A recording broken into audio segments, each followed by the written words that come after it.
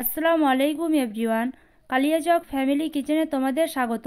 আজকে আমি তোমাদের সঙ্গে শেয়ার করব আলু ফুলকপির রেসিপি।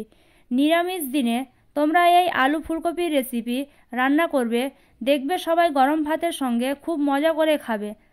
ভিডিওটা স্কিপ না করে লাস্ট অবধি দেখার অনুরোধ রইল। তার জন্য প্রথমে আমি আলু ফুলকপিগুলোকে কেটে ভালোভাবে ধুয়ে নিয়েছি। এবার আমি বাটিতে 1 চামচ কর্নফ্লাওয়ার দিয়ে তাতে পরিমাণ মতো জল দিয়ে ভালোভাবে গুলে সাইডে রেখে দেব। আবারও একটা বাটিতে লঙ্কার গুঁড়ো, হলুদ গুঁড়ো, জিরে গুঁড়ো, ধনে গুঁড়ো, গোলমরিচের গুঁড়ো আর তাতে পরিমাণ মতো জল দিয়ে সবগুলোকে ভালোভাবে গুলে সাইডে রেখে দেব। এবার আমি প্যানে তেল দিয়ে দেব। তেল গরম হলে দিয়ে দেব তেজপাতা, দারুচিনি, লবঙ্গ, লাল সর্ষে দিয়ে সামান্য ভেজে নেব। এবার আমি তাতে দিয়ে দেব কেটে রাখা পেঁয়াজ, চিড়ে রাখা কাঁচা লঙ্কা আর কয়েকটা রসুনের কোয়া। এবার আমি সবগুলোকে ভালোভাবে মিশিয়ে নেব। মেশানো হয়ে এলে এবার আমি দিয়ে দেব কেটে রাখা আলু ফুলকপি আর তাতে পরিমাণ মতো লবণ দিয়ে সবগুলোকে ভালোভাবে মশলার সঙ্গে মিশিয়ে নেব। সবগুলো ভালোভাবে মেশানো হয়ে এলে প্রায় 5 মিনিট ভেজে নেব।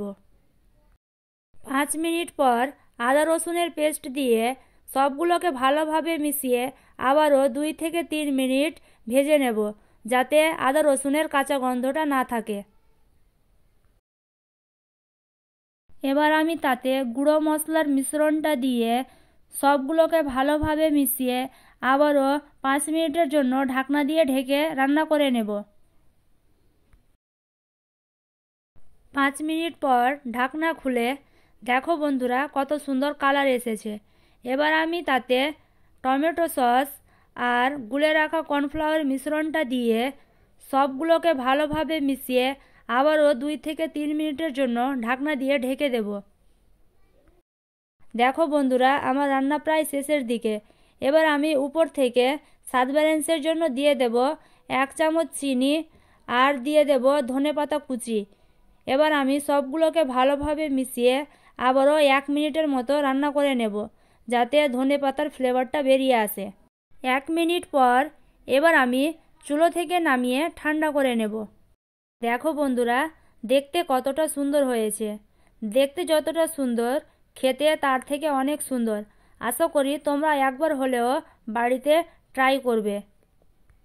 এবার আমি একটা প্লেটে পরিবেশন করে নেব।